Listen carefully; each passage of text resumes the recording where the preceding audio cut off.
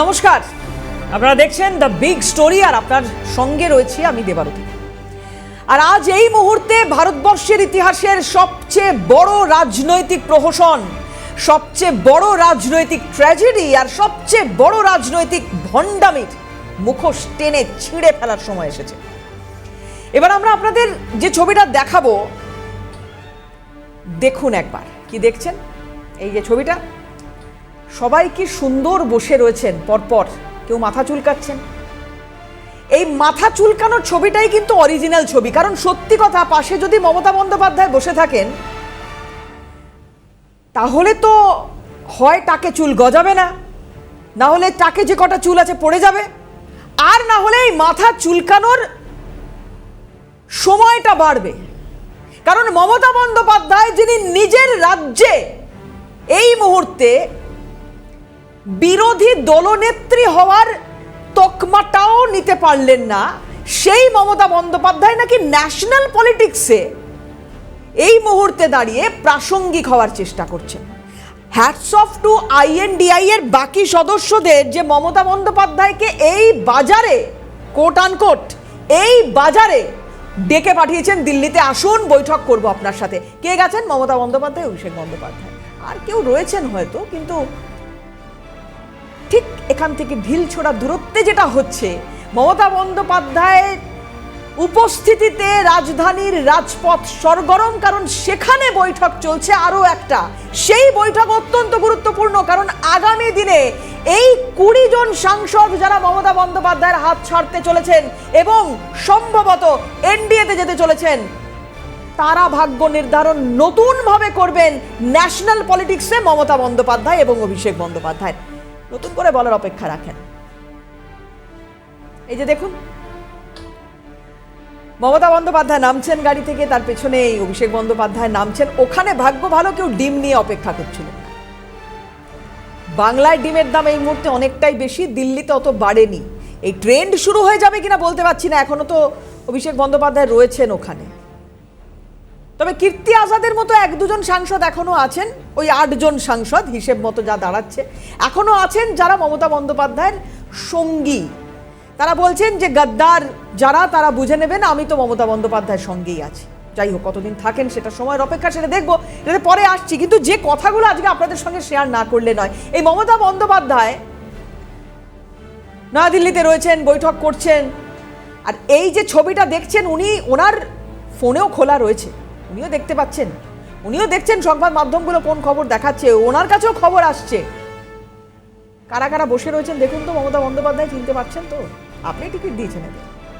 কিন্তু আপনি যেটা সব থেকে বড় ভুল করেছেন, সেটা হচ্ছে, বারবার বলছি, প্রতিদিন বলছি, শুধু আমরা নয়, গোটা রাজ্যের মানুষ বলছে, গোটা দেশের মানুষ বলছে, যে ভাইপোর ওপর এতটাই নির্ভর করেছিলেন আপনি, যে ভাইপো ওই জাহাঙ্গীর, শাহজাহান, যে ভাইপো ওই জয়ন্ত সিং, এদের ওপর ভরসা বেশি করেছে। এই যে বুক ফুলিয়ে হাঁটছেন এখনো। যাই হোক, আমি আবার বলছি, দিল্লিতে কেউ ডিম নিয়ে অপেক্ষা করেনি। আপনার ভাগ্য ভালো, ফিরে আসুন তাড়াতাড়ি, আবার কি হয় কখন বলা যায় না। বিদ্রোহী সাংসদ মমতা বন্দ্যোপাধ্যায় আইডেন্টিফাই করতে পারেন যে এই দেবের কথা ধরুন। দেব কি বলেছিলেন যখন তাকে নতুন করে এই 2024-এ যখন টিকিট দেওয়া হচ্ছে, উনি তার আগে হঠাৎ করে একটা পোস্ট করলেন এবং সেই পোস্টে সরাসরি কি বললেন, যে আমি আর নেই। একটা ইনস্টাগ্রাম পোস্ট ভাইরাল হয়েছিল, আমার এখনো মনে আছে, আপনাদেরও মনে থাকবে। উনি চেয়ার থেকে একটা ফাঁকা চেয়ারের ছবি দিয়েছেন এবং নিচে লিখে রেখেছেন যে আমি আর নেই। কিন্তু সেই দেব, তিনি আবারও ভোটে দাঁড়ালেন। কি বললেন না, আমাকে মমতা বন্দ্যোপাধ্যায় এবং অভিষেক বন্দ্যোপাধ্যায় কথা দিয়েছেন যে ঘাটাল মাস্টার প্ল্যান হবেই। 2024-2026 ঘাটাল মাস্টার প্ল্যান কে করছেন? শুভেন্দু অধিকারী। কোথায় গেলেন দেব? তিনি তো এখনো সাংসদ, তিনি তো এখনো চেষ্টা করলে পারতেন। করেছেন কি? করেননি। সেই দেব, সেই প্রতিমা মণ্ডল, সেই কাকলি ঘোষ দস্তিদার, সেই শতাব্দী রায়, সেই প্রসূন বন্দ্যোপাধ্যায়, সেই অসিত মাল, দেখুন দেখুন ছবিগুলো দেখুন, কারা বসে রয়েছেন। এই যে সুপারস্টার, যেটা যার ক্ষেত্র, বন্যেরা বনে সুন্দর, যেটা যার ক্ষেত্র তার তো সেখানে থাকা উচিত। আজকে এই অভিনেতা যিনি সৌরভ বিশ্বাসের এগেনস্টে কথা বলেছেন, মুখ খুলেছেন, কি বলছেন উনি, যে আমি যদি এরপরে থাকতাম তাহলে আমিও ব্যান হয়ে যেতাম, মানে তৃণমূল যদি ক্ষমতায় আসো। যাই হোক, সেটা অন্য কথা, আজকে আর অত কথা দেবকে নিয়ে বলে সময় নষ্ট করছি না, কারণ রাজনীতি করার মতো পরিপক্কতা এখনো দেবের তৈরি হয়েছে কিনা সেটা নিয়ে বিতর্ক হতে পারে।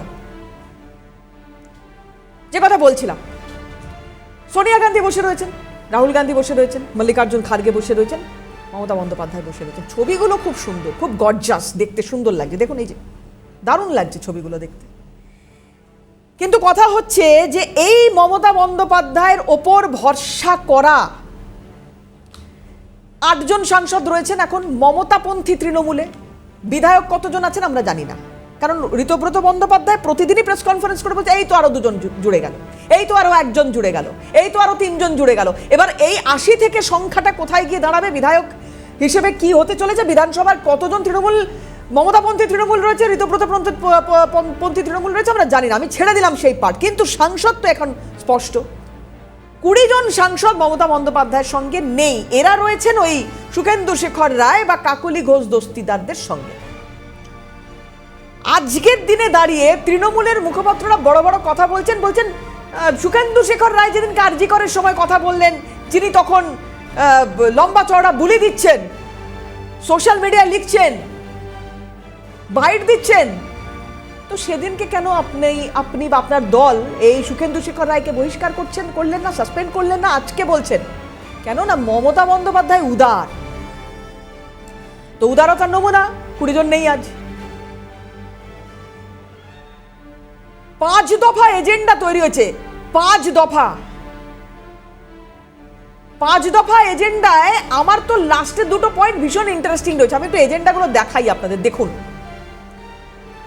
কি কি এজেন্ডা তৈরি হয়েছে। দেখুন, ওই সুপ্রিম কোর্টে এসআইআর নিয়ে যাওয়ার কথা, নিটে প্রশ্নপত্র ফাঁসের কথা, ব্লা ব্লা ব্লা। কিন্তু ওই যে শেষের 2টো পয়েন্ট আমার দারুণ লেগেছে। কেন বলছি, কারণ একটাতে বলা হচ্ছে, লাস্টের 2টো পয়েন্টে একটাতে বলা হচ্ছে যে এই মিটিংটা প্রতি 2 মাস অন্তর হবে, INDI মিটিংটা প্রতি 2 মাস অন্তর হবে, ভালো কথা।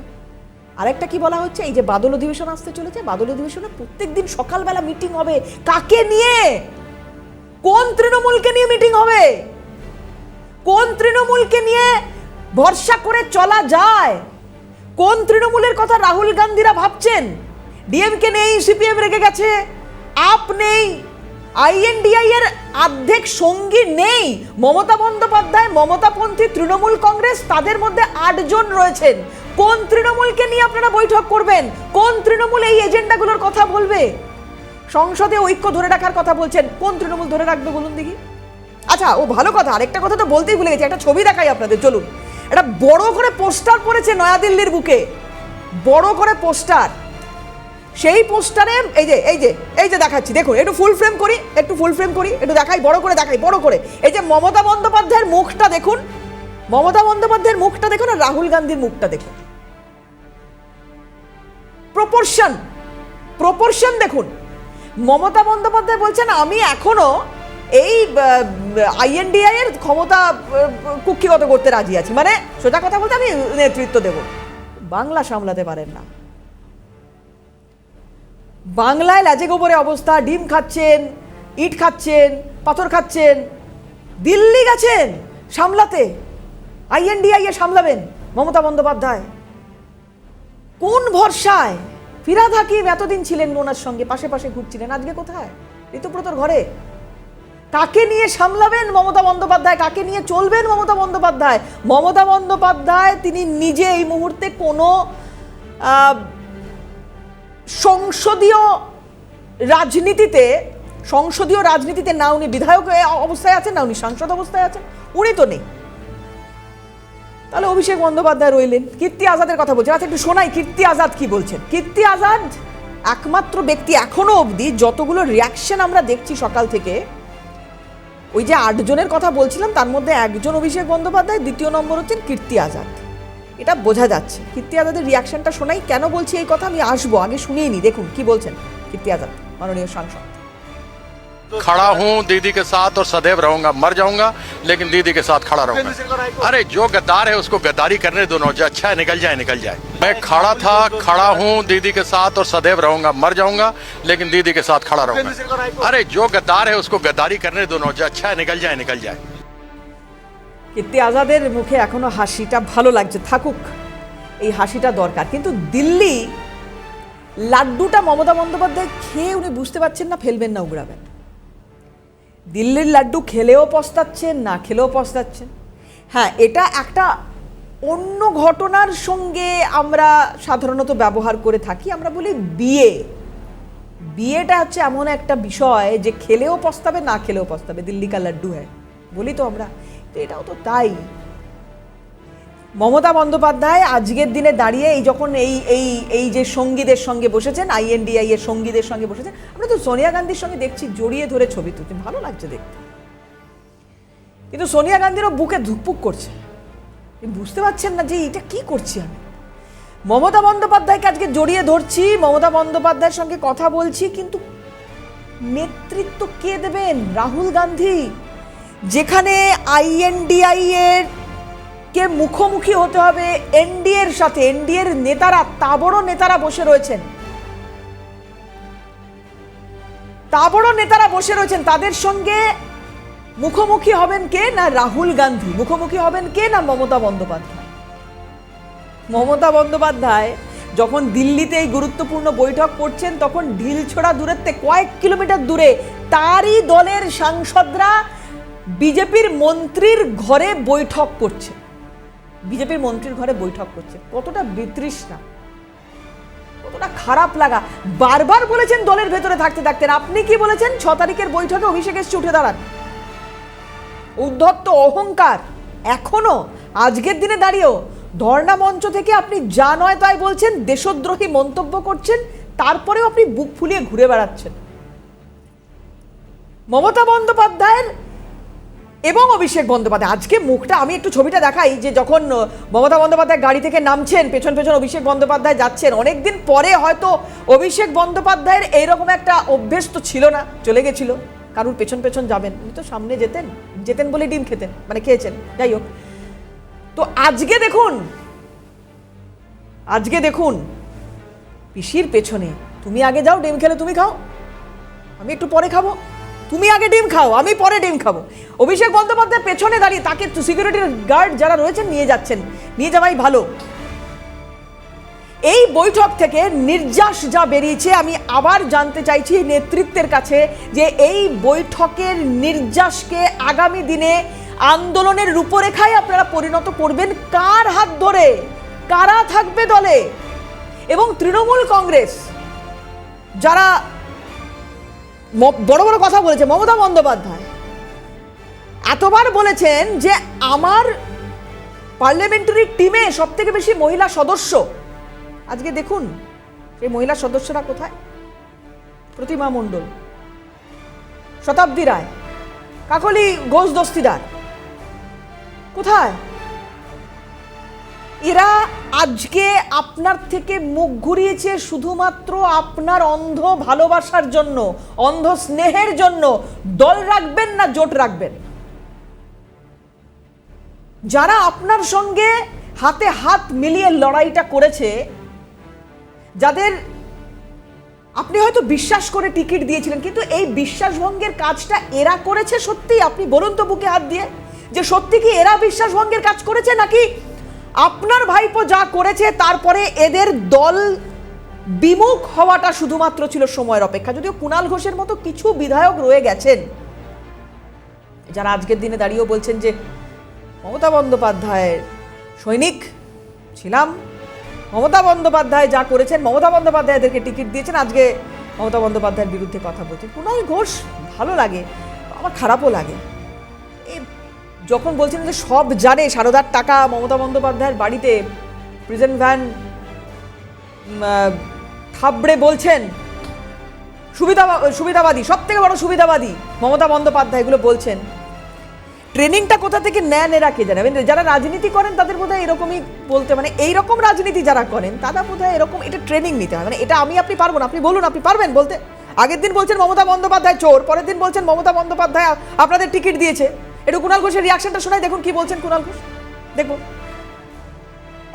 বাব সাংসদ, আপনি নির্দল জেতেননি। মমতা বন্দ্যোপাধ্যায় সর্বভারতীয় তৃণমূল কংগ্রেসের প্রতীকে জিতেছেন, জোড়াফুল প্রতীকে জিতেছেন, মমতাদির ছবি ব্যবহার করে জিতেছেন এবং মমতাদিকে প্রচারে ব্যবহার করে জিতেছেন। এবং যারা কর্মী আপনার ভোট করেছেন তারা তৃণমূলের কর্মী, যারা ভোট দিয়েছেন তারা মমতা বন্দ্যোপাধ্যায়ের ভোটার। ফলে আপনি আজ অন্য দলের হাতে দোল খাওয়ার আগে দয়া করে একটি কর্মী সভা ডাকুন নিজের এলাকায়, মানুষের মতামত নিন, কর্মীদের মতামত নিন।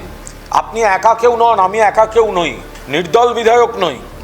আজকে দলটা যদি শাসক হতো, মমতাদি যদি মুখ্যমন্ত্রী হতেন, এইসব বড় বড় বিপ্লব দেখা যেত। কুণাল ঘোষকে বলবো, যা হয়নি তা নিয়ে দুঃখ পাবেন না। মমতা বন্দ্যোপাধ্যায় যদি মুখ্যমন্ত্রী হতেন, ভালো লাগছে শুনতে। কুণাল ঘোষের এই দাবি কোনো দিন কি আর পূরণ হবে? দেখুন, কথা অনেক থাকে কিন্তু সময় তো সংক্ষিপ্ত, তাই খুব দ্রুত ওই যে যাদের কথা বলছিলাম, কীর্তি আজাদের মতো কেউ কেউ রয়েছেন এখনো মমতা বন্দ্যোপাধ্যায়ের পাশে, যেমন মহুয়া মৈত্র, যারা আমাদের দু পয়সার সাংবাদিক বলেছিলেন, সরি ম্যাডাম, কিছু করার নেই, আপনারা একটা পোস্ট একটু দেখাবো। দেখুন, আপনি যে কথা বলছেন সেটা যে আগামী দিনে হবে না এমনটা কিন্তু নাও হতে পারে। হতেই পারে যে আপনি যে সাজেশন দিচ্ছেন সেটা কেউ করলো, কেউ গেল বিজেপিতে, কেউ দাঁড়ালো ওখান থেকে, রেজিগনেশন দিয়ে দিল এবং দিয়ে তারপরে দাঁড়ালো ওখান থেকে, হতেই তো পারে। এই যেমন অবাক লাগে যে কোয়েল মল্লিক কেন গেলেন তৃণমূল কংগ্রেসে, জানি না। যাই হোক, রাজ্যসভার সাংসদ হিসেবে মনোনয়ন দেওয়া, ওটা তো আর মানুষ নির্বাচন করছেন না, ওটা দলের সিদ্ধান্ত। এটার দায়ও মমতা বন্দ্যোপাধ্যায়, অভিষেক বন্দ্যোপাধ্যায়কে নিতে হবে। আমি যে কথা একদম শুরুতে বলছিলাম, কি ছোট করে একটা রিয়াকশন মমতা বন্দ্যোপাধ্যায় দেখাবো, মানুষকে মনে করাই। চলুন, এই মমতা বন্দ্যোপাধ্যায় আজকে সোনিয়া গান্ধীকে জড়িয়ে ধরছেন, আজকে সোনিয়া গান্ধীর সঙ্গে হাসি মুখে কথা বলছেন, মল্লিকার্জুন খার্গের সঙ্গে কথা বলছেন, অভিষেক বন্দ্যোপাধ্যায়ের খোঁজ নিচ্ছেন, রাহুল গান্ধী হায়দ্রাবাদে গিয়ে ডিমের ট্রিটমেন্ট করতে বলছেন, এই যে এত কিছু বলছেন। মমতা বন্দ্যোপাধ্যায় কংগ্রেসকে কি বলেছিলেন কিছুদিন আগের কথা, খুব বেশি দিনের কথা নয়, কিছুদিন আগের কথা কি বলেছিলেন এগুলো মনে করে আমাদের বাংলার দর্শককে, দেখুন। কংগ্রেস যতই হুসফাস করুক আর ফোসফাস করুক, বাংলায় আমাদের বিরুদ্ধে লড়াই করবে প্রত্যেকটা সিটে। আর অন্য জায়গায় কি করে আশা করে যে আমরা গিয়ে ওদের সাপোর্ট করে দিয়ে আসবো? আমরাও তো কংগ্রেস করতাম, ছেড়ে দিয়ে চলে এসেছিলাম কেন? Because they cheated us, cheated the people also. সেই জন্য এবং পরপর 3টে গভর্নমেন্ট আমরা তৈরি করেছি।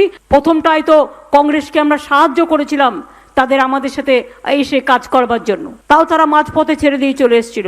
হ্যাঁ, আমরা ছেড়ে দিয়ে চলে এসেছিলাম ইউপিএ। কেন ছেড়ে দিয়ে চলে এসেছিলাম? রোজ গ্যাসের দাম বাড়তো বলে। সিপিএম এর সবচেয়ে বড় শত্রু সেদিন আমাদের ছিল। আচ্ছা বলুন, এই বক্তব্যগুলো আপনি যদি জানেন যে কংগ্রেস চিটার, তো আপনি বসে আছেন তো, আপনি তো সোনিয়া গান্ধীর পাশে বসে হাসি মুখে পোস্ট দিচ্ছেন, কথা বলছেন, আপনি তো করছেন এই কাজটা। মানে আপনি একদিকে বলছেন কংগ্রেস চিটার, আবার পোস্টারও পড়ছে। এবার সেটা আরশোলা পার্টি পোস্টার দিচ্ছে, কেউ বলছে আরশোলা পার্টি দিচ্ছে, কেউ বলছে আম আদমি পার্টি দিচ্ছে, যেহেতু ওরা ছিল না তো জানি না এবার কারা দিচ্ছে। যাই হোক, মমতা বন্দ্যোপাধ্যায় কি ভবিষ্যতে আরশোলা পার্টিতে জয়েন করতে পারেন জানি না, সেটা একটু সময় বলবে, কারণ রাজনীতিটা সম্ভাবনার শিল্প, আর কেউ কিছু বলতে পারে না। কিন্তু কথা হচ্ছে যে আগামী দিনে মমতা বন্দ্যোপাধ্যায় কংগ্রেস, মানে মমতা বন্দ্যোপাধ্যায়ের যে তৃণমূল কংগ্রেস, সেইটার হাত কি রাহুল গান্ধীরা ধরবেন সেটা সময় বলবে। কিন্তু এইখানেও তো এক নায়ক অভিষেক বন্দ্যোপাধ্যায়, যিনি এতদিন পর্যন্ত তৃণমূল কংগ্রেস দলটাকে কেমন সেটা বসে চালানোর চেষ্টা করেছিলেন।